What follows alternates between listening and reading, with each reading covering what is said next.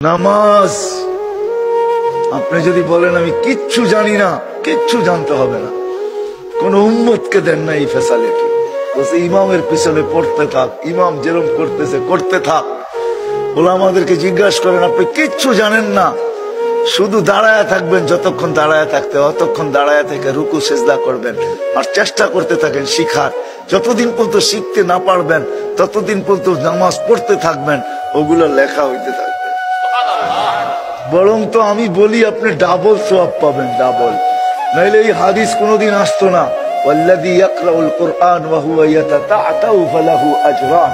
যে কোরআন ঠেকা ঠেকা পড়ে, পড়তে পারে না কিন্তু চেষ্টা কইরা কইরা পড়তে চাইতেছে, আল্লাহ রসুল বলে তাকে ডাবল সওয়াব দেওয়া হবে। আমি পাবো 1 গুণ, আপনি পাবেন 2 গুণ। আমি পাবো প্রত্যেক হরফে 10 নেকি, আপনি পাবেন 20 নেকি, ডাবল দিবে, ডাবল। পাবেন না? কত বড় মূল্যায়ন করেনেওয়ালা আল্লাহ, মূল্যায়িত করে, মূল্যায়ন করে।